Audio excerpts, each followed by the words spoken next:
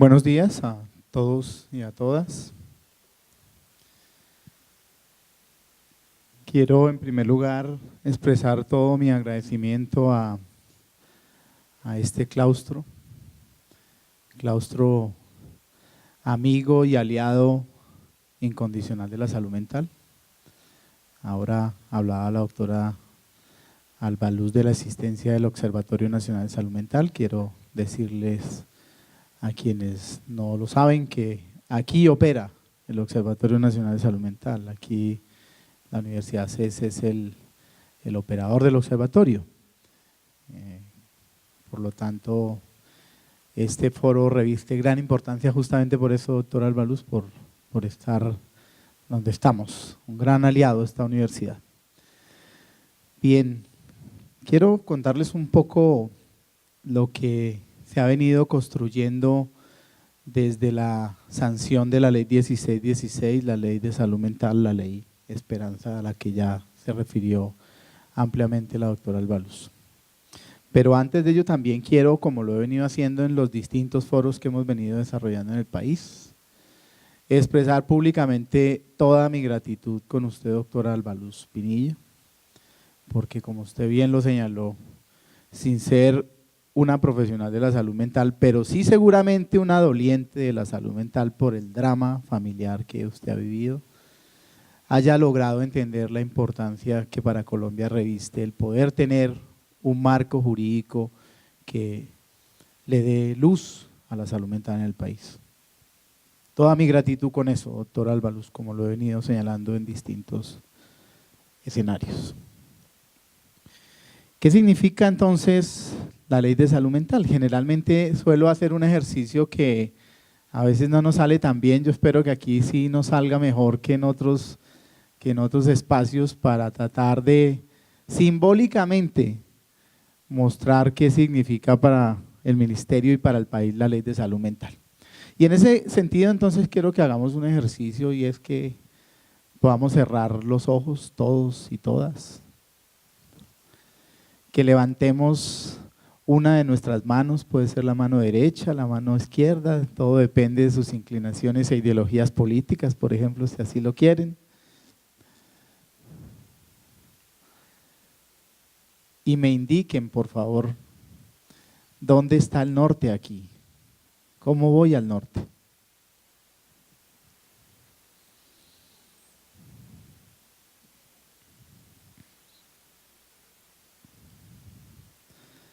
Sin bajar los brazos, quiero que abran lentamente los ojos y se miren a cada uno y a cada una. Lo único que les puedo decir es que vamos a tener problemas para ir al norte. No sabría realmente hacia dónde ir, porque todos los puntos indican una dirección. Bien, este ejercicio lo hago para señalar que la ley de salud mental se convierte entonces en eso. Tiene que convertirse en el norte para la salud mental en Colombia. Yo también comparto plenamente, como lo decía la doctora Alba Luz, creo que la salud mental tiene que ser elemento fundamental para un país que le apuesta al posconflicto, un país que quiere dejar 50 años atrás o más de guerra y de violencia. Creo que la salud mental es una muy buena herramienta. Justamente en las mesas de La Habana, que hoy determinan, digamos, los temas cruciales de negociación, este tema no aparece, el tema de la salud mental no aparece como, ni siquiera la salud aparece como un tema de negociación en La Habana, pero sí aparece un tema que nos liga profundamente con el tema, y doctor Guillermo, esto que voy a mencionar seguramente nos familiariza mucho, sí aparece el tema del problema de las drogas en Colombia, que como todos y todas sabemos, pues es ese tema justamente el que ha alimentado la guerra en este país. La cuarta mesa de La Habana es la mesa que toca los temas asociados al problema de las drogas. Y seguramente entonces allí va a ser el espacio propicio para hablar de los temas relacionados con la salud mental. Con este panorama creo yo entonces que vamos abriéndole el camino a la salud mental en el país, y la ley 1616, que como ya lo señaló también la doctora Alba Luz, a la cual en su momento nos opusimos cuando era una ley que se centraba en la enfermedad, porque creemos que este país tiene necesariamente que hacer una apuesta por una transformación del imaginario de la salud mental.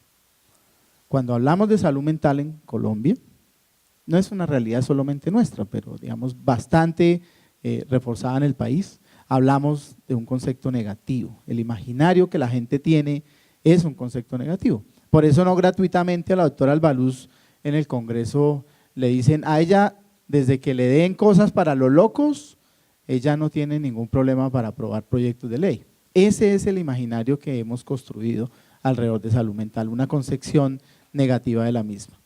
Y cuando leemos la definición que hay en la ley de salud mental, uno dice, pero por acá no aparece por ningún lado la concepción negativa de la misma.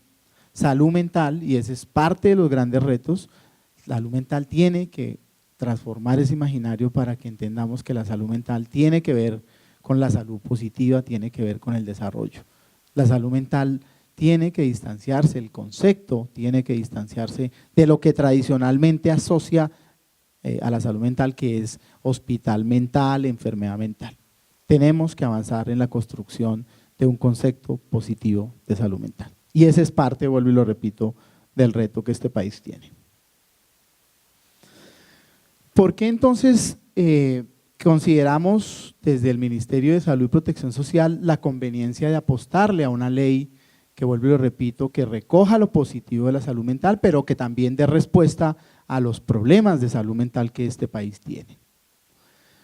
Ya lo decía el video que nos socializó la doctora Albaluz, Colombia es un país con una carga de enfermedad bastante grande, muy, muy grande. El estudio del año 2003, que entre otras cosas permitió comparar la carga de enfermedad de este país con el resto de los países que hicieron parte de la muestra en esa iniciativa por caracterizar la situación de salud mental en el mundo. Colombia aparece dentro de los 3 primeros países con la mayor carga de enfermedad en el mundo. Entonces no es gratuito que estemos en esta iniciativa por colocar en todos los rincones del país la existencia de una ley de salud mental, porque es un país que tiene una carga alta de enfermedad mental. Ya lo decían también en el video, de todas las ramas posibles de enfermedad mental aparecieron en este estudio, con diferencias bastante interesantes. Por ejemplo, cosa que no es nada novedosa, lo único que este estudio hizo fue corroborar eso, las diferencias de enfermedad mental en el país por género, por ejemplo.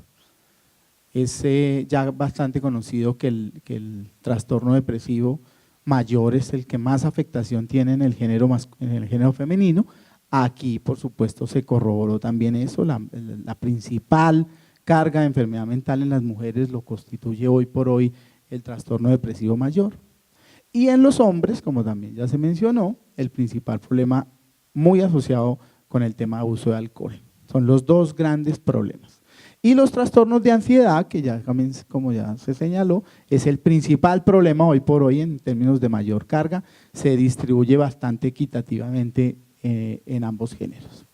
También si hiciéramos una caracterización por territorios, también es bueno señalarlo, no hay un territorio en Colombia exento de enfermedad mental, no tendría por qué. Finalmente, si la guerra ha sido uno de los principales determinantes de la enfermedad mental en el país, ha estado bastante extendida en todos los territorios. Uno no podría aproximarse a pensar que la enfermedad mental tuviera, digamos, una fuerte presencia en ciertos territorios más que en otros.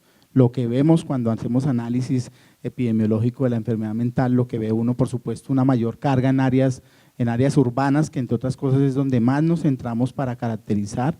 Ya lo decía la doctora Albaluz, la necesidad de avanzar en una mirada mucho más integral de esa carga en términos de poblaciones especiales como áreas rurales, adultos mayores. Hemos venido identificando, digamos, unas líneas de trabajo para caracterizar epidemiológicamente de mejor manera la enfermedad mental, y estos son unos de los indicadores. Concentrarnos en población rural, concentrarnos en población mayor. Colombia es un país que ha ido paulatinamente envejeciendo. Nosotros estamos haciendo una transición demográfica importante. Ya Colombia no tiene, digamos, la misma dinámica poblacional que tenía 20 o 30 años atrás. Hoy ya tenemos una franja importante de población adulta mayor y no la tenemos bien caracterizada en términos de salud mental. Ahora, hace un par de semanas que se celebró en el mundo el Día Mundial del Alzheimer, pudimos aproximarnos a intentar caracterizar desde la salud mental a la población mayor y vemos que en esa población, pues por supuesto por razones obvias, el Alzheimer y en general todas las demencias empiezan a tener una presencia importante en esta población, la población adulto mayor, y con una escasísima capacidad de respuesta para los problemas que las demencias le empiezan a demandar al país. Digamos entonces que con estos datos intento un poco caracterizar la presencia de la enfermedad mental en el país. El otro elemento que llama poderosamente la atención y que se evidenció claramente en el Estudio Nacional de Salud Mental era qué tanto la población colombiana hacía o demandaba servicios en materia de atención. O sea, uno se preguntaba si hay una carga importante, lo más obvio y lo más lógico es que haya una frecuencia de uso de servicios para salud mental de manera importante. Pues el estudio lo mostró claramente que, digamos, es muy limitada la posibilidad de acceder a servicios de salud mental en Colombia, a pesar, vuelvo y lo repito, de tener esa carga tan importante. Eso se explica pues desde muchas explicaciones puede uno encontrar para dar respuesta a por qué esa frecuencia de uso de servicios tan baja en el país. Pero uno de los principales elementos, y en esto, digamos, radica la importancia también de la ley 1616, radica justamente en que el sistema de salud no hace visible los problemas de salud mental. Y generó durante muchísimo tiempo, a través del Plan Obligatorio de Salud, del POS, generó enormes barreras para que la población pudiera acceder a los servicios de salud mental. Ustedes ven allí claramente, no más del 10% de la población colombiana que tenía necesidad de acceder a servicios de salud mental lo lograba. Y esto, vuelvo y lo repito, en gran medida por las barreras que el sistema de salud a través del plan obligatorio generó durante la existencia del plan obligatorio desde el año 1993, que comenzó a regir el sistema actual, hasta el año 2011, que fue cuando logramos transformar el plan obligatorio de salud para hacer visible toda esta carga que les he venido señalando. Esa entonces es una de las principales razones que explican por qué tan baja la frecuencia de uso de servicios en el país. Pero también hay otro elemento que es importante señalarlo y en eso la ley también es clara en visibilizarlo y es el tema del estigma y la discriminación que se asocia a los problemas de salud mental. Muchas de las personas que requieren acceder a servicios de salud mental no lo hacen por el temor asociado a ser señalados, con un imaginario que caracteriza la enfermedad mental y es que la enfermedad mental es un fracaso personal, porque así lo viven y así lo sienten las personas que tienen trastornos mentales, como un fracaso en la vida personal. Y eso, vuelvo y repito, es uno de los elementos fundamentales a las que le apuesta no solamente la ley de salud mental, sino a la que le apuesta también la estrategia hemisférica de la Organización Panamericana de la Salud sobre el tema de salud mental. La necesidad de avanzar en la disminución del estigma y la discriminación que se asocia a la enfermedad mental. Esas dos entonces son las principales razones que creemos nosotros, o los dos principales retos en materia de accesibilidad a servicios en los cuales el país se tiene que concentrar en los próximos años. Lograr aumentar la frecuencia de uso de servicios, para eso la ley ordena la necesidad de actualizar el plan obligatorio de salud y aumentar los beneficios en el plan. Este ejercicio ya tiene un avance muy importante, hoy creemos que el plan obligatorio de salud garantiza una serie de beneficios que permiten perfectamente atender los problemas de salud mental. Que esto se transforme rápidamente no es una tarea fácil. Hoy todavía los aseguradores siguen pensando que los temas de salud mental no les corresponde al plan obligatorio de salud, que eso son de alto costo, es el primer imaginario que las EPS suelen señalarnos. Los temas de salud mental son absolutamente costosos. Eso no le corresponde, por ende, al sistema de salud, y eso debe ser una responsabilidad del Estado a través de planes y de subsidios especiales para atender la enfermedad mental. Así lo dicen todavía hoy, a pesar del esfuerzo que hemos hecho por demostrarles que no es así, que la enfermedad mental no necesariamente es de alto costo.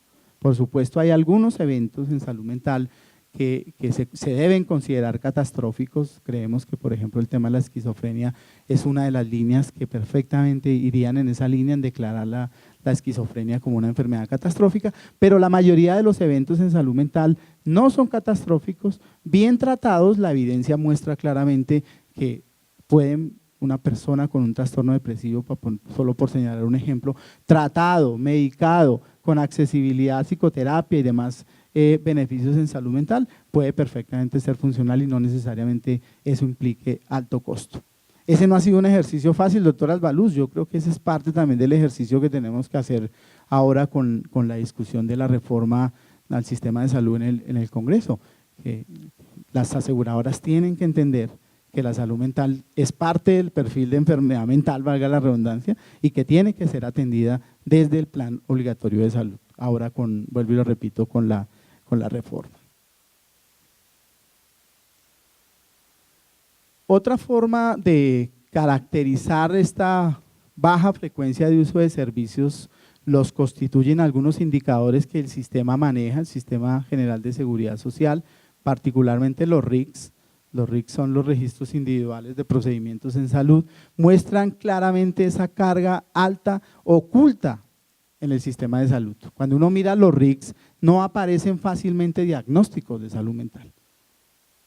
Entonces uno dice, bueno, pero entonces, ¿qué es lo que pasa? Si es un país que tiene una alta carga de enfermedad, la población demanda los servicios y los RICS que se constituyen en la fuente de identificación de esos eventos aparece con una carga oculta. Entonces, ¿qué es lo que pasa? Aquí hay varias cosas para mirar y solamente me voy a señalar una que ya también la tocó la doctora Albaluz, y es el tema de la formación del talento humano. No tenemos talento humano, el talento humano en salud no está capacitado para identificar, sobre todo el de la baja complejidad, estoy hablando de los médicos generales en particular, no están formados y capacitados para identificar un evento de salud mental ahí en la baja complejidad. Y eso explica entonces por qué en estos registros aparece tan baja la frecuencia de uso de servicios por parte de la población. El otro indicador que utiliza hoy la epidemiología en el país son los avisos, los años de vida saludables que se pierden por enfermedades, en este caso relacionados con los problemas neuropsiquiátricos como la depresión. Cerca de 47 avisos totales muestran, en particular para el trastorno depresivo mayor, digamos, la presencia de esos años de vida que se pierden por un trastorno mental no tratado. Digamos que lo que hoy vemos y reconocemos es que los problemas neuropsiquiátricos son la primera causa hoy en Colombia de años de vida saludables que se pierden, vuelvo y lo repito, por discapacidades mentales. Las lesiones representadas por agresiones también, pues por supuesto, contribuyen de manera importante con estos avisos. Los accidentes de tránsito también y otras lesiones no intencionales pues juegan un papel importante en la sumatoria de todos estos años de vida saludables que se pierden en el país, vuelvo y lo repito, en este caso asociados a discapacidades generadas por problemas de salud mental. Bien, entonces con ese panorama, digamos, general de la situación hoy de salud mental en el país, pues vuelvo y lo repito, la ley de salud mental se vuelve una gran oportunidad para que el país pueda avanzar en dar respuesta a toda esa carga. Y fíjense que todavía no hemos hablado de la concepción positiva de salud mental. O sea, hoy el gran reto que tiene el sistema de salud es poder dar respuesta a esa alta carga que tenemos. Imagínense en el otro reto de avanzar en una postura o en una apuesta mejor por un concepto de salud mental positiva, todo lo que tiene que ver con la promoción de la salud mental y la prevención de los eventos, que es el otro enorme reto que nos da la ley 1616, porque la ley 1616, vuelvo y lo señalo, hace visible esa concepción positiva de la salud mental. Entonces vamos mirando los grandes retos que tiene este país. Entonces, haciendo un panorama general a la ley tiene un total de 43 artículos, 4 de ellos con tiempos establecidos para su reglamentación, que son el artículo 42, el 31, el 29 y el 13. Uno de estos tiene que ver con la obligación que tiene Colombia de hacer una actualización de la Política Nacional de Salud Mental. Y déjeme decirle, doctora Albaluz, aprovecho este espacio para decirle que ya en asocio con la Organización Panamericana de la Salud hicimos un proceso abierto de licitación para que una de las más importantes universidades del país pueda desarrollar esa tarea de garantizarle al país en noviembre del año entrante una nueva Política Nacional de Salud Mental. Ya, y lo hago público porque ya el proceso contractual terminó, el proceso licitatorio terminó, será la Universidad Nacional de Colombia, la universidad que tenga a cargo la responsabilidad de avanzar en esta actualización de la política nacional y esperamos entonces que en noviembre del año entrante, el año 2014, como lo establece la ley 1616, podamos estarle entregando al país una nueva política nacional de salud mental. 19 artículos para desarrollos técnicos del Ministerio de Salud, gran parte de la responsabilidad, digamos, de este articulado recae en el Ministerio de Salud y en particular en la Dirección de Promoción y Prevención, que es donde descansa todas las competencias en materia de salud mental en el país al interior del ministerio. 2 artículos para desarrollos con actores del sistema de salud, allí pues el tema fundamentalmente que ya mencioné, el tema de avanzar en la actualización del plan obligatorio de salud para que las nuevas EPS o las nuevas gestoras en salud asuman la responsabilidad con la gestión de los riesgos en materia de salud mental. 5 artículos con los sectores de educación, trabajo y justicia, aquí ya lo mencionó la doctora Albaluz, la responsabilidad que tiene el Ministerio de Justicia con garantizar recursos provenientes del Fondo de la Rehabilitación y la Inversión Social, que es el fondo que administra los recursos decomisados al narcotráfico, para que esta ley se pueda financiar con parte de esos recursos, además de los demás sectores que tienen que apostarle. Creemos en que la salud mental es una responsabilidad de todos los sectores. Salud, por supuesto, tiene que ser llamado a liderar el proceso de reglamentación de esta ley, pero la salud mental no se puede construir desde el sector salud. Es importante tener claro que, como lo señala la Organización Panamericana de la Salud, que salud mental debe ser parte de todas las políticas. Por eso este trabajo articulado con los ministerios de Educación, Trabajo y Justicia, como los 3 ministerios claves y socios estratégicos acá, pues tiene que ser un trabajo permanente de articulación con ellos. Oportunidades que brinda entonces la ley. Primero, el entender el derecho a una atención oportuna y digna bajo los preceptos del concepto positivo de salud mental, la salud integral y la atención primaria en salud, que responda al panorama actual de la salud mental. Aquí quiero señalar que el país apuesta por una concepción de atención primaria en salud para el componente de salud mental. Ya lo mencionaba ahora, tenemos que tener capacidad resolutiva en la baja complejidad. El país no tiene ni el número de psiquiatras ni el número de psicólogos clínicos suficientes para atender la enfermedad mental y en ese sentido tenemos que fortalecer en Colombia la baja complejidad en materia de atención en salud mental, así lo establece la ley 1616 y así lo establece también la ley 1438 a la cual ya se refirió la doctora Albaluz. La adecuación de los servicios en el plan obligatorio, este es digamos, es una tarea que ya tiene un avance muy importante. Hoy el plan obligatorio de salud garantiza la atención a los eventos de salud mental y esa mirada preferencial que la ley 1616 estableció está ya contenida en el último ejercicio de actualización del plan obligatorio de salud que se hizo el año pasado a través de la Comisión Reguladora en Salud. Hoy los menores de 18 años, y es importante dejarlo claro acá, los menores de 18 años tienen el doble de beneficios que tiene la población mayor de 18 años. Les pongo un ejemplo, y insisto en el tema del consumo de drogas porque creo que es el referente más claro para todos. Hoy el plan obligatorio garantiza para ambos regímenes, tanto para el subsidiado como para el contributivo, garantiza la hospitalización hasta 90 días.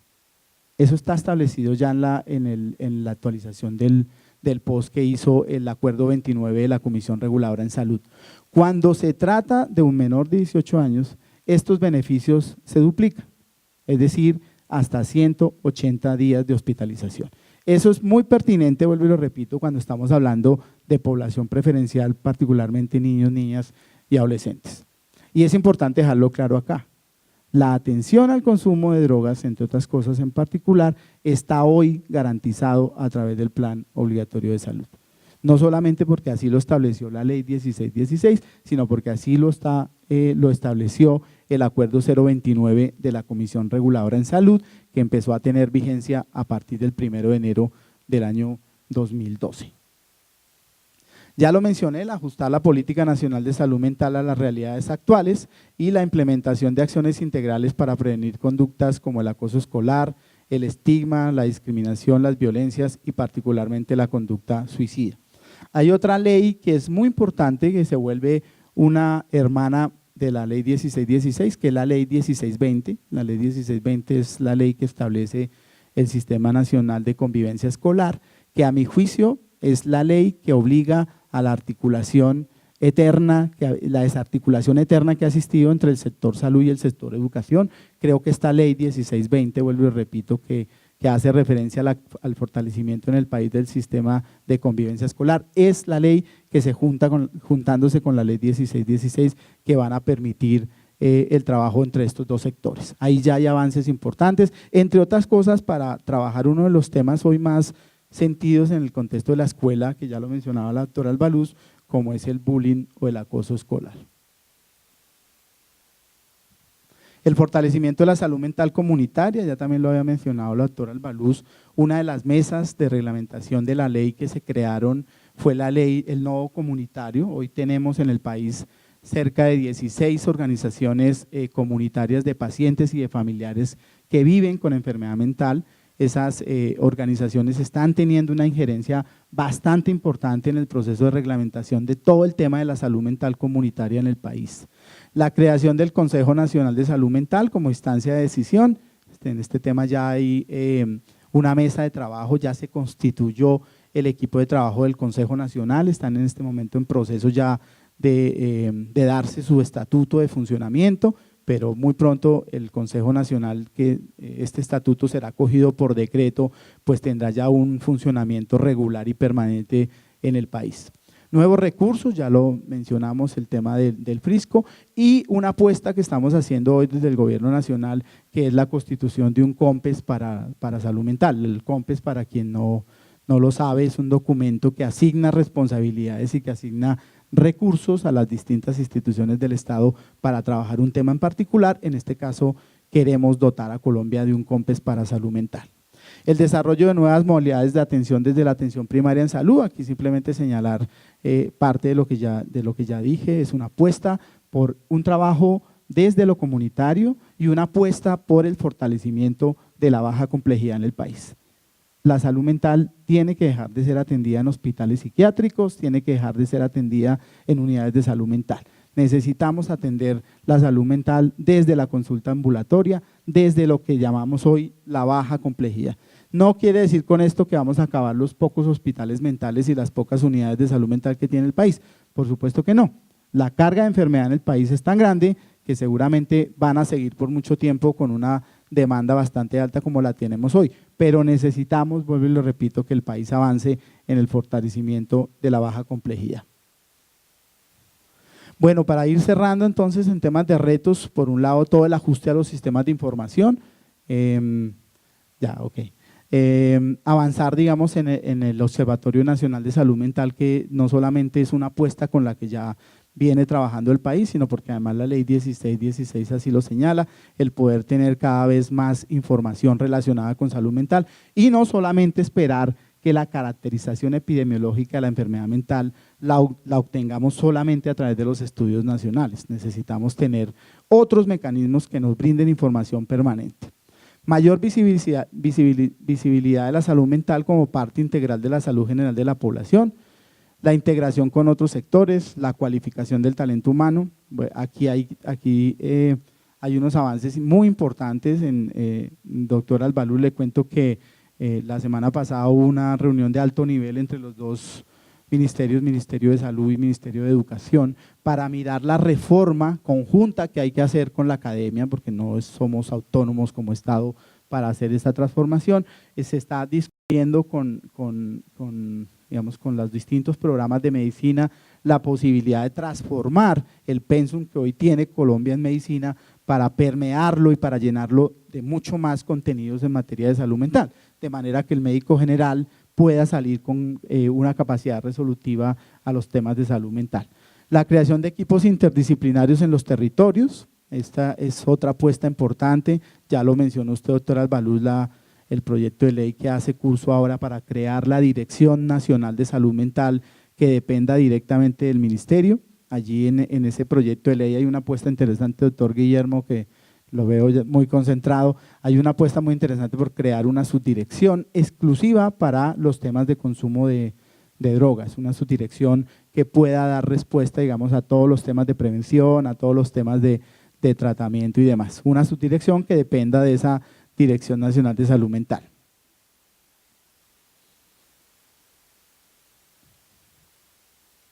Bien, para cerrar entonces, artículos que ya tienen un avance importante en temas de reglamentación, señalar simplemente que ya tenemos un decreto digamos, que contiene el cronograma de reglamentación de todos los artículos que por ley estamos obligados a reglamentar. Eso fue un decreto, no lo veo allí, creo que está en la siguiente diapositiva. Ya en abril de este año el presidente Santos sancionó ese decreto que acoge el cronograma de reglamentación de la ley, simplemente algunas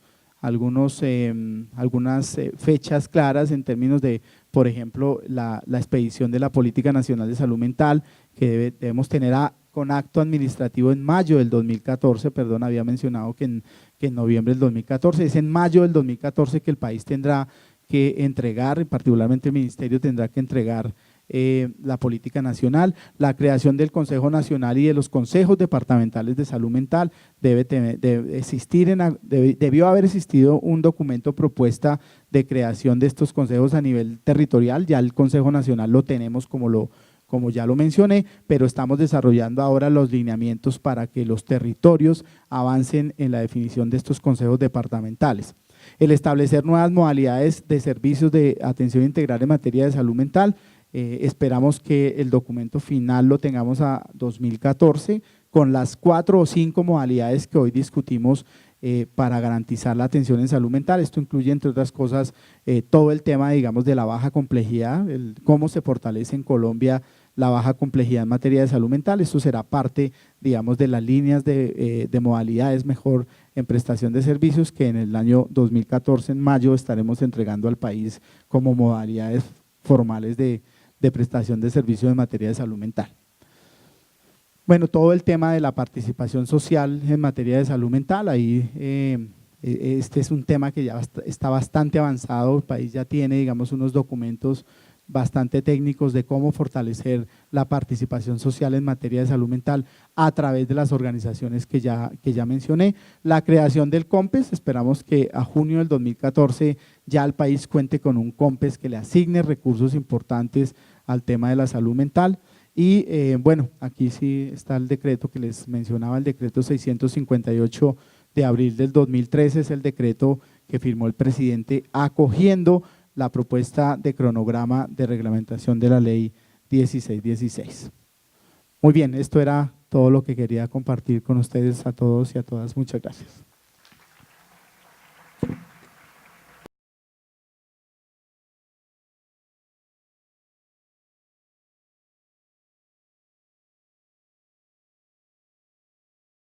Preguntas relativas al lugar de las profesiones en la reglamentación, a la regulación de las profesiones en el ejercicio, pues en el marco de las políticas, y a los recursos para esa ley. Entonces voy a leerlas.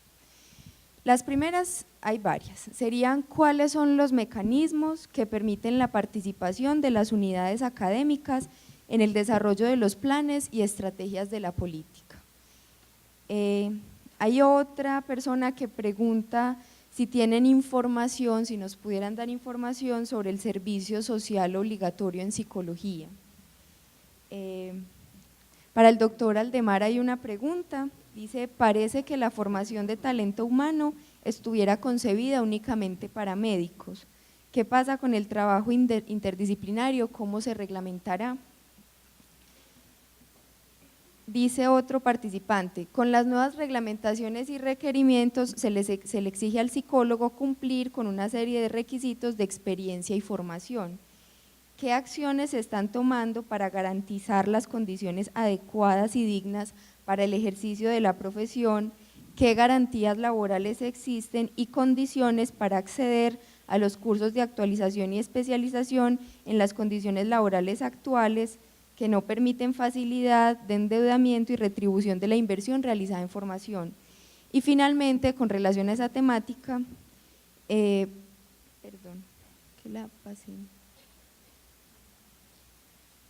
bueno, que si específicamente para la doctora Albaluz, si existen otras profesiones o disciplinas que puedan colaborar y contribuir con el proceso de salud mental y cuáles. Esto teniendo en cuenta lo que usted comenta de que logra la ley a pesar de no ser psicóloga o psiquiatra.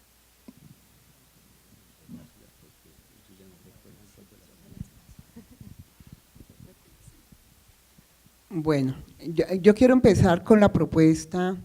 Bueno, primero de que todo pedir excusas porque no saludé a nadie, me brinqué el protocolo, pero así como me cuesta mucho trabajo la informática, me cuesta trabajo el protocolo. Entonces sí saludo y agradezco a la universidad y a todas las universidades que están presentes. Esta es una propuesta, por eso el Colegio Colombiano de Psicología tiene la encuesta. La propuesta nace en el informe de Médicos Sin Fronteras. Entonces yo digo, bueno, ¿por qué el psicólogo? ¿Cuál sería? O el psicólogo clínico, pero ¿qué pasa con esas comunidades? ¿Por qué no pensamos en un rural? Ahí le comentamos a muchas universidades, muchas respondieron que sí, otras respondieron que no, otras porque la gente trabaja, porque tiene hijos, bueno. Entonces empezamos a hacer todo un recorrido y ahí como que se nos paraba el proceso, como que no lo hiciéramos. Seguimos pensando. En lo último que voy y de que hemos recogido y trabajado con el Colegio Colombiano de Psicólogos es que ustedes en la encuesta, estamos precisamente haciendo la encuesta a las universidades y a los estudiantes para que nos ayuden a encontrar unas formas.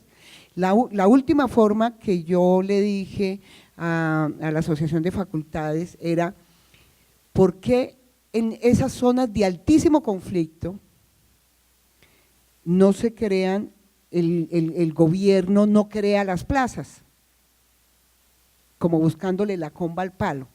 Y si el gobierno crea unas plazas con un salario, sabiendo que sea adecuado para el trabajo que van a desarrollar allá, con especialidades en psicología clínica, que es necesario, pero también en lo comunitario, en la asesoría. Miren, si no hay un plan de desarrollo con una asesoría desde el tema de salud mental en los municipios de altísimo riesgo y de zonas que han sido afectadas, no avanzaríamos mucho. Entonces, en eso estamos haciendo el diseño, pero no lo podría hacer solo porque son muchas las opiniones que necesitamos reunir frente a eso. Frente a lo que dijo Aldemar de La Habana, no es fácil que vayan a aceptar en La Habana, sin embargo, dos compañeros nuestros y las víctimas hicieron llegar a La Habana todos unos actos simbólicos y unos hechos simbólicos donde hablaba de la importancia del trabajo psicosocial. Es decir, en La Habana hemos venido insistiendo, si bien trabajan el tema de drogas, para nosotros es más importante el tema de salud mental y no saldrá ningún referendo ni nada que no tenga que ver con el tema de salud mental. En eso hemos venido trabajando muy fuerte y yo sé que la terquedad nos ayuda a apuntar. Entonces, como la última idea es esta para que ustedes la trabajen y nos ayuden a nosotros. ¿Qué pasa si el ministerio, en este proceso, si el gobierno creara las plazas? Algunas serán en hospitales porque será psicología clínica, pero también pensando cómo hacer llegar la psicología comunitaria a esos territorios abandonados de Colombia. Entonces, estamos en la construcción y va a ser una construcción colectiva y por supuesto que no viole los intereses ni de los estudiantes ni de los futuros psicólogos y psicólogas. Nosotros ahorita garantizamos que va a haber trabajo para no solamente para los psicólogos, hay trabajadores sociales, las enfermeras juegan un papel importante, los médicos desde la primera atención. En eso nos cuidamos también de que las carreras no solamente se metieran las carreras se metieran solamente en el área de psicología, sino sabemos que la salud mental tiene que ver con muchas carreras que pueden aportar a este proceso. Bueno, si hiciéramos como un barrido digamos, si hubiese como una variable aquí que identificara todas las preguntas, creo que una de ellas tiene que ver con el tema de formación, digamos, el tema de talento humano centrado en la disciplina de la psicología. Ayer justamente recibía un mensaje, un correo electrónico del Colegio Colombiano de Psicólogos, donde se evidenciaba un estudio que ha hecho el colegio sobre la calidad, digamos, del empleo del psicólogo en Colombia.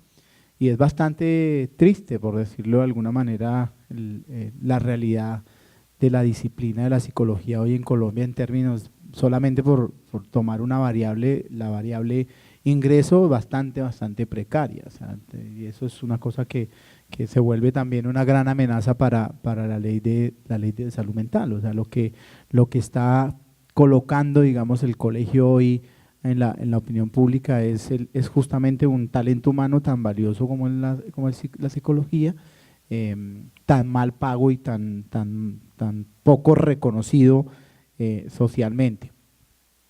Yo creo que,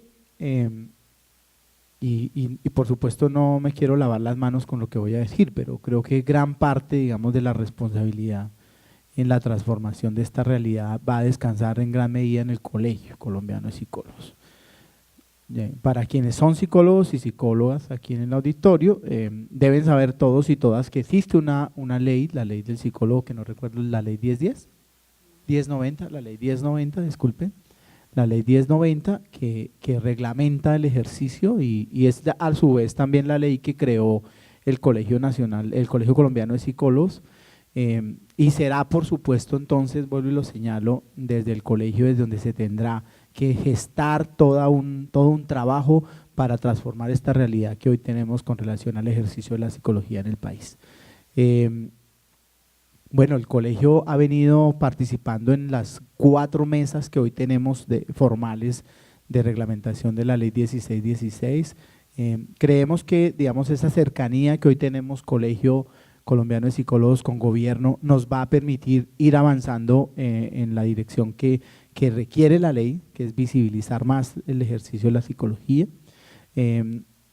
Tuvimos un espacio con el ministro hace un mes largo tal vez, que tuvimos la posibilidad de que el Colegio Colombiano de Psicólogos se sentara con el ministro y que el ministro hiciera una exposición del proceso de reglamentación de reforma, perdón, no de reglamentación, sino de reforma al sistema de salud. Normalmente los ministros de salud se sientan con los médicos cuando se trata de hablar de reforma al sistema de salud, en este caso con la academia, con las facultades de medicina.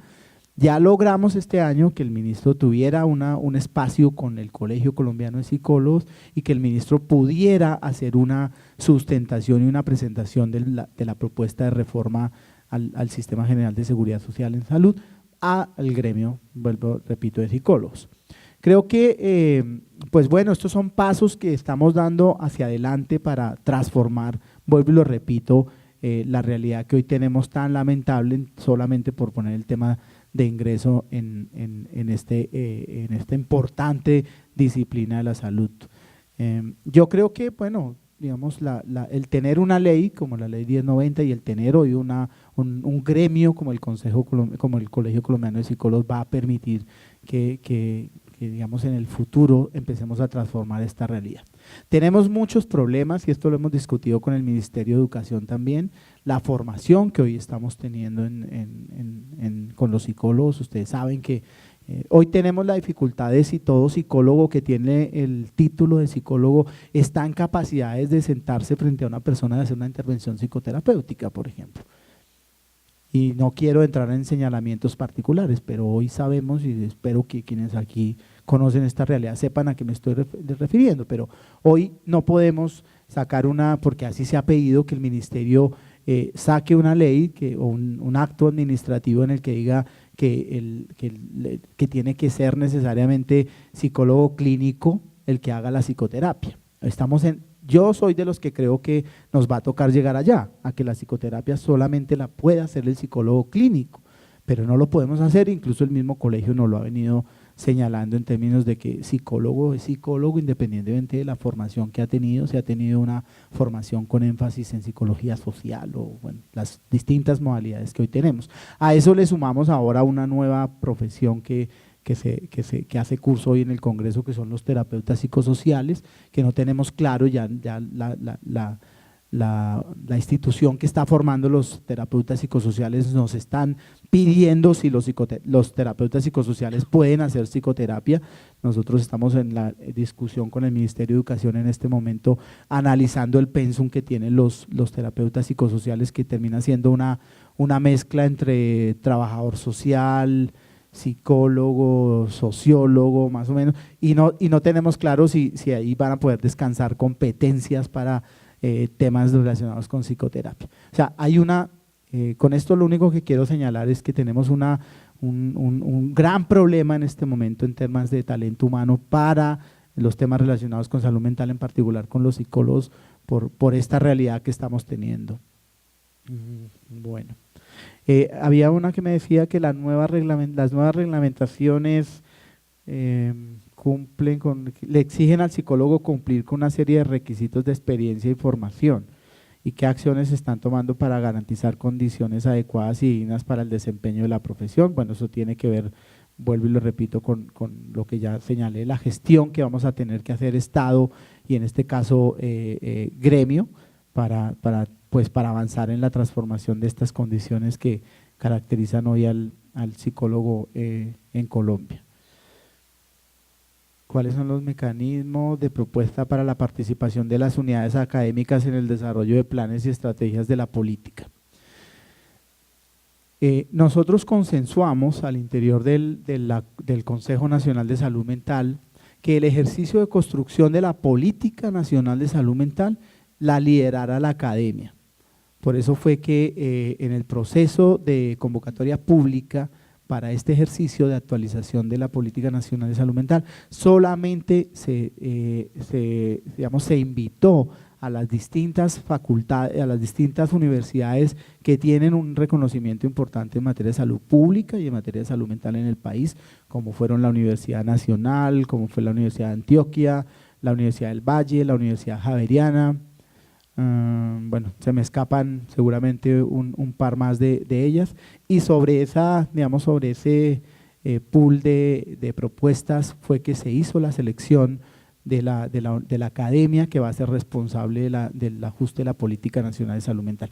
Ahora bien, no quiere decir que se va a hacer solamente la Universidad Nacional allá en cuatro paredes que va a hacer la Política Nacional. Hoy sabemos en Colombia que las políticas públicas se construyen de abajo hacia arriba y que las políticas públicas tienen necesariamente que garantizar espacios de concertación, espacios de discusión de las políticas públicas.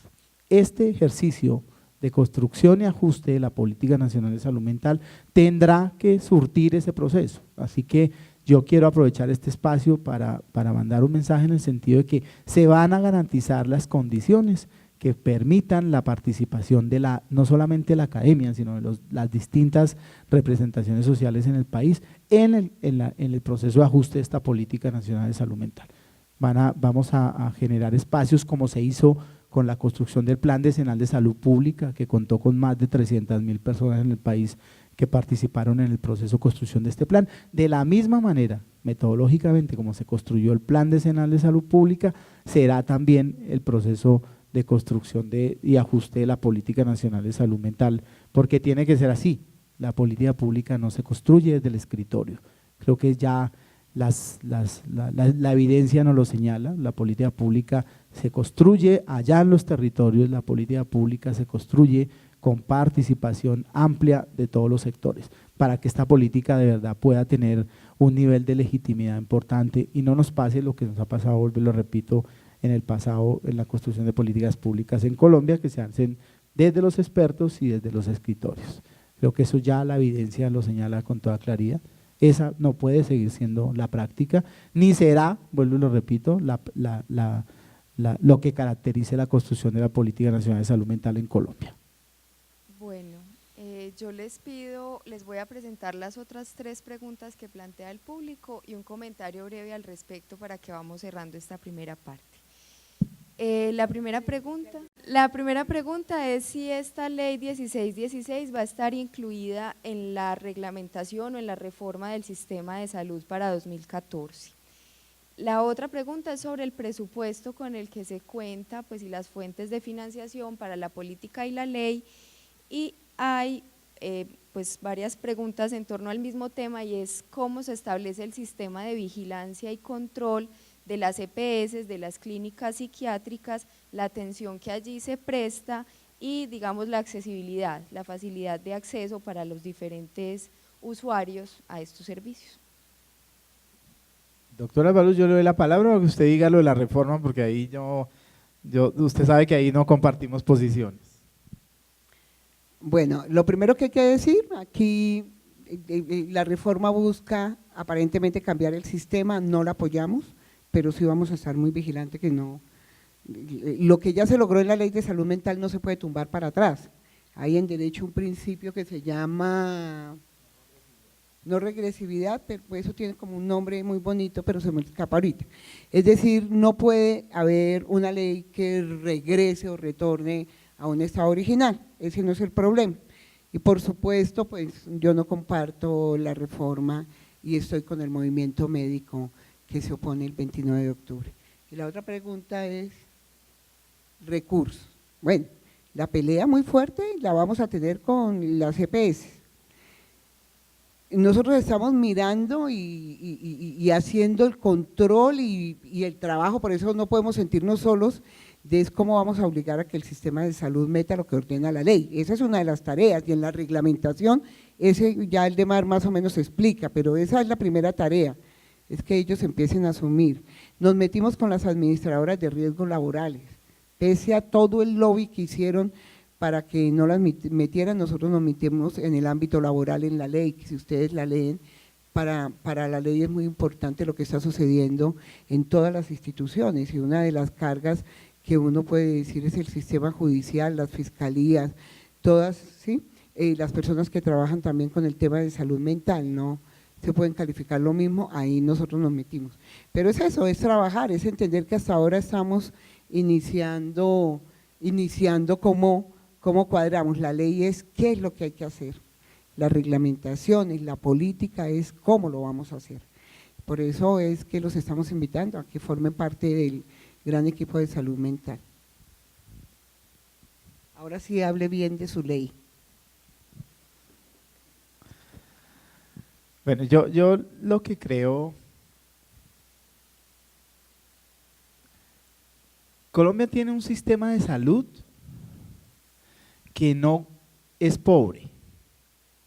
O sea, lo que hoy tenemos claro que hemos ganado con Ley 100 en estos 20 años de vigencia es que pasamos de ser un sector pobre antes del año 93, con una participación en el Producto Interno Bruto que no superaba el 2%, a un sistema de salud que tiene hoy una participación superior al 7% en el Producto Interno Bruto. Esto quiere decir que el sistema de salud tiene recursos suficientes para que funcione y para que funcione bien. Pero todos sabemos también lo que ha pasado, dónde se han concentrado gran parte, digamos, de esos recursos. Por eso es que la reforma, digamos, en los temas estructurales, lo que pretende cambiar es justamente la dinámica del flujo de esos recursos. No lo digo yo, lo dice el ministro de acuerdo con lo que nos contó allá cuando estuvimos con el gremio de los psicólogos, porque yo no lidero el proceso de reforma, yo no hago parte del equipo técnico de la reforma, pero por supuesto lo que conocemos y lo que sabemos que hoy se pretende en cabeza del ministro Gaviria es transformar, vuelvo y repito, la dinámica de los recursos. Las dos cosas, digamos, significativamente importantes con relación a este tema tienen que ver, primero, y tiene que ver con parte de lo que se preguntaba también, ¿cuál va a ser el rol de las EPS ahora en términos de gestión de riesgos en salud? Las EPS durante estos 20 años han hecho una excelente gestión de riesgo financiero. Han entendido que el tema de los recursos tenía necesariamente que tener todo el cuidado y toda la atención. Por eso uno no ve fácilmente EPS, sobre todo las privadas, no las ve uno quebradas, porque hicieron un ejercicio interesantísimo de gestión de riesgo financiero. Pero resulta que el sistema de salud, y eso sí lo compartimos plenamente, doctor Albaluz, la labor de cualquier actor en salud no es una eficiencia en la gestión del riesgo financiero, es la gestión de riesgo en salud, que por supuesto el concepto de gestión de riesgo en salud implica el cuidado de los recursos, porque eso también hay que dejarlo claro, los sistemas de salud no funcionan sin plata, la plata se necesita, y fíjense en toda la discusión que tiene hoy Estados Unidos con relación a su reforma, que también se soporta mucho en el tema financiero, pero vuelvo y lo repito, lo que el ministro quiere y lo que la reforma quiere es que se haga la transición de una eficiencia en la gestión de riesgo financiero a una eficiencia en la gestión de riesgo en salud. Por eso, cuando les mostraba el tema, digamos, de la frecuencia de uso de servicios, las EPS hicieron en materia de salud mental una gestión de riesgo financiero importante en términos de negar servicios a la población. Eso es parte, digamos, de lo que se le reconoce hoy a las EPS en términos de riesgo financiero. Una de las estrategias que han utilizado las EPS ha sido el bloqueo y la barrera de acceso a las personas para los servicios de salud, para garantizar, digamos, el sostenimiento de unos recursos. Eso es lo que el ministro les está diciendo a gritos. Ustedes tienen que transformar eso. Ustedes no pueden seguir generándole barreras de acceso a la población, porque eso a mediano y largo plazo va a ir en contra de ustedes mismos. Cuando ustedes niegan un servicio de salud a una persona que demanda o que requiere esos servicios, tarde o temprano, esta persona va a demandar unos servicios que van a salir mucho más costosos.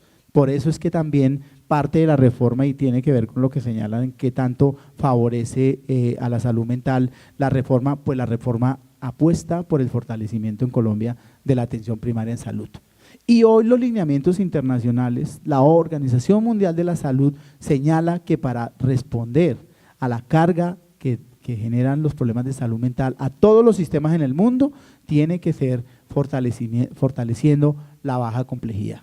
Dar respuestas entre el 70 y el 75% de los problemas de salud mental en particular, esto también es válido para los problemas orgánicos, se soportan y encuentran resolutividad en la baja complejidad. Y eso tiene que ver también con algunas de las preguntas.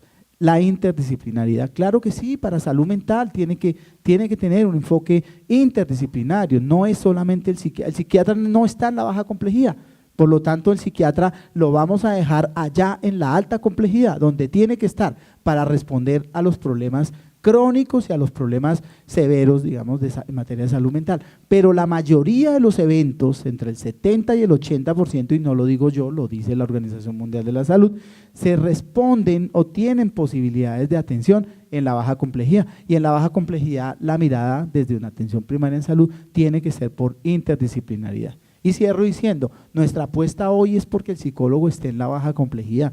Hoy todavía no tenemos eso, el psicólogo se ve hoy todavía como un especialista en materia de salud, por eso lo ubican en la mediana complejidad. Lo que queremos es bajarlo a la baja complejidad y que el psicólogo tenga un rol mucho más protagónico allá en el equipo interdisciplinario en materia de salud mental.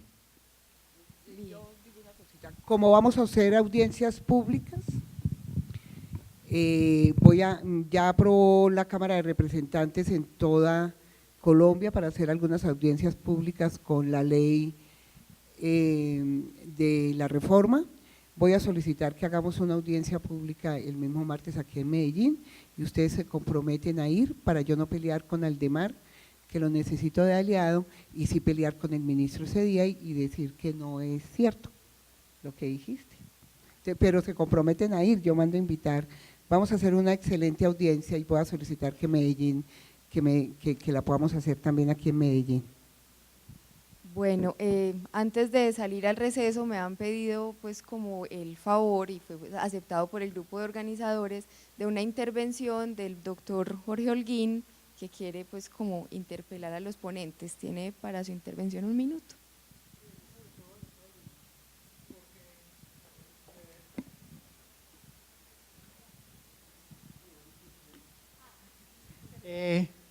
Realmente desde 1999 he estado detrás de todo lo que tiene que ver con los problemas de salud mental severos y persistentes, y desde 1999 hasta ahora realmente el discurso no ha cambiado de parte del ministerio, en el sentido de que siempre se baraja la idea de que debe ser primero obviamente la prevención, que en salud mental es dificilísima.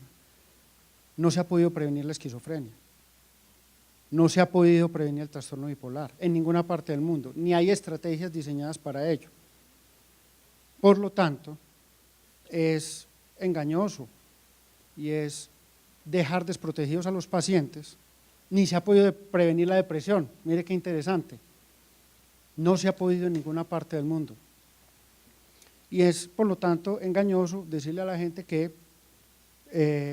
probablemente ese asunto de la salud mental, es más, no se ha logrado una definición positiva de salud ni de salud mental en ninguna parte del mundo. Eso no es cierto.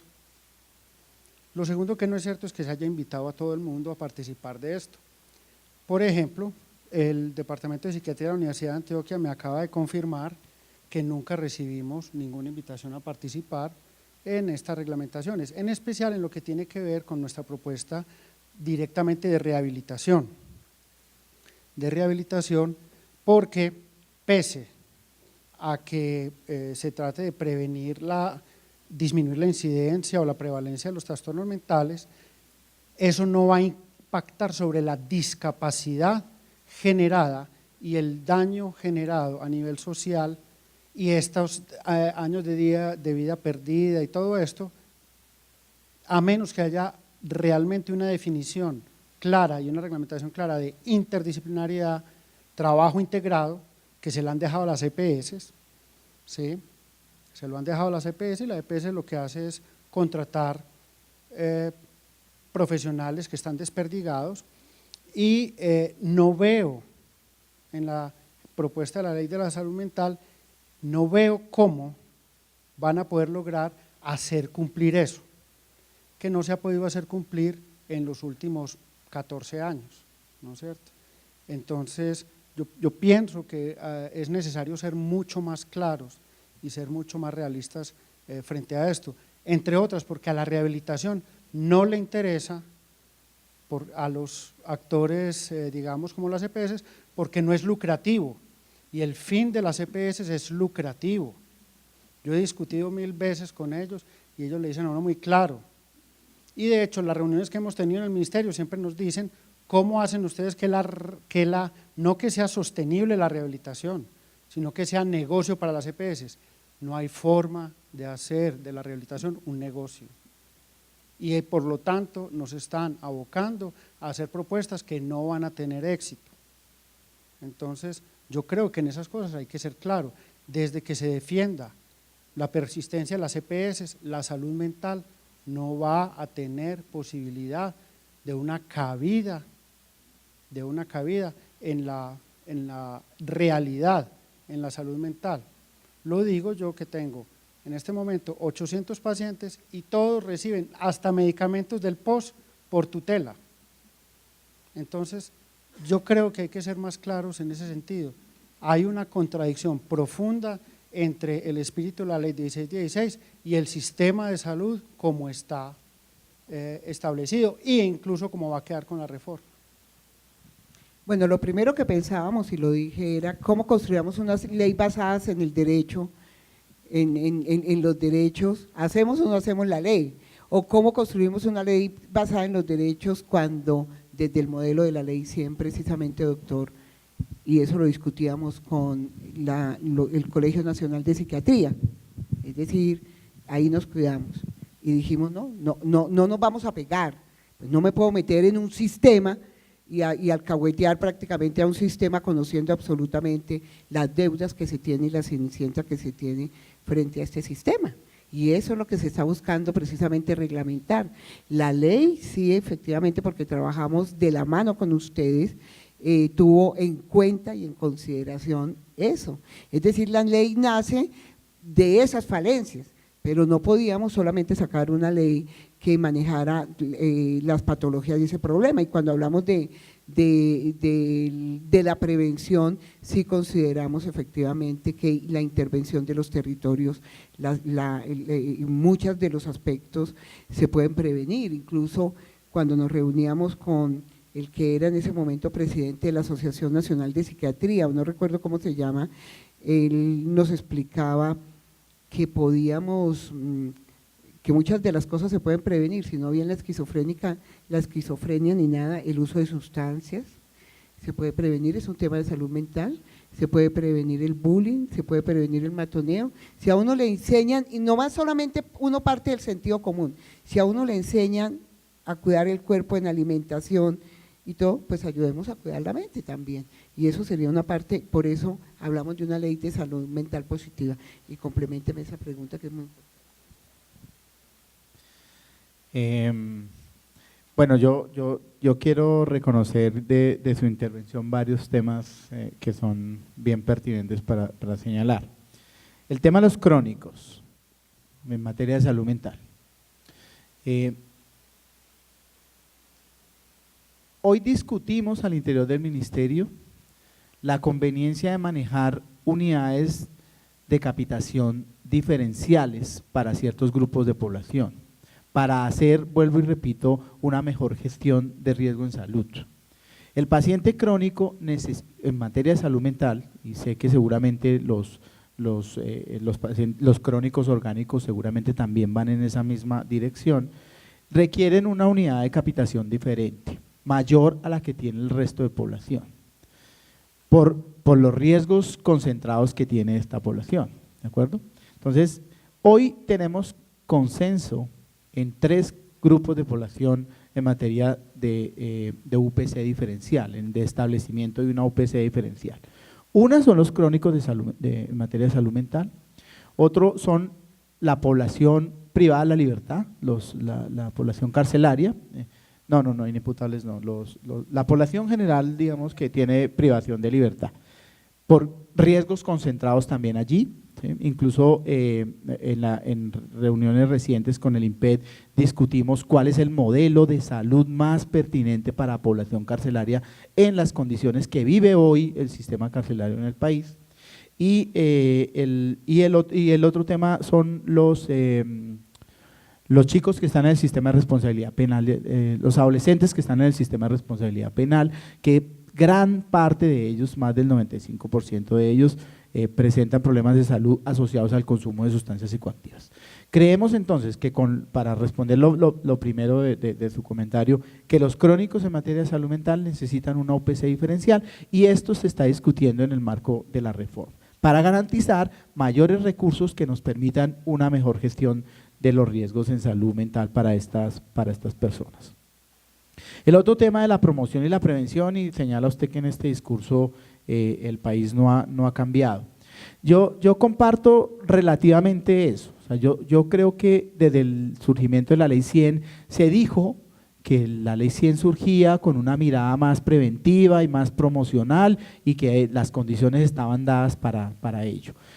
Pues tenemos que reconocer que eso no se cumplió durante 2 décadas de vigencia del sistema, pues ni se fortaleció la atención, ni se fortaleció la promoción y la prevención, ni se fortaleció tampoco, digamos, el tema de respuesta más temprana a los problemas de salud. Por eso nuestro perfil epidemiológico no lo hemos cambiado significativamente en estos 20 años. Y tiene que ver con lo que yo señalaba ahora. O sea, el sector hizo un gran esfuerzo en materia de garantizar aseguramiento en salud. El que tengamos hoy 98% de la población asegurada en materia de salud es un logro desde el punto de vista de política social muy importante para Colombia, y parte de lo que hemos venido señalando en los distintos foros es que la reforma no puede devolver eso. El que tengamos hoy 98% de cobertura de aseguramientos tiene que ser un objetivo de defensa, porque piénsense ustedes lo que una familia con un evento particular de salud mental tiene que afrontar cuando no tiene aseguramiento en salud, o cuando hay un evento de alto costo, no solamente en materia de salud mental, sino en general, y que es la familia la que tiene que recurrir a gasto de bolsillo. Doctora La familia se quiebra necesariamente. Entonces ese aseguramiento y ese logro que tiene hoy Colombia en materia de cobertura de aseguramiento lo tenemos que defender. Pero tenemos que transformar, es verdad, por eso digo que parcialmente comparto, digamos, el que el país siga con un discurso centrado en la promoción y la prevención, pero hoy, como lo señala la ley 1438 y que se refuerza también en la reforma, hoy tenemos que apostarle a que la meta ya no es coberturas de aseguramiento. Doctora Ahora, Altermar, le pido por favor vaya concluyendo su comentario. bueno, simplemente concluyo diciendo que ahora la apuesta ya no es por seguir con metas en aseguramiento, sino la apuesta hoy es por una atención primaria en salud que hace énfasis en promoción y prevención. Salud mental, yo sí creo que uno hace promoción y prevención en materia de salud mental, claro, pues cuando viene una predisposición orgánica para un trastorno como la esquizofrenia, pues eso ya muy seguramente no tenga reverso, pero creo que si transformamos el entorno de un esquizofrénico, logramos construir un entorno mucho más favorable, creo que sí logra uno incidir significativamente en temas de deterioro de un paciente con un evento de alto costo en salud mental. Mil gracias. Nos vemos entonces en 10 minutos después del receso para continuar con las ponencias.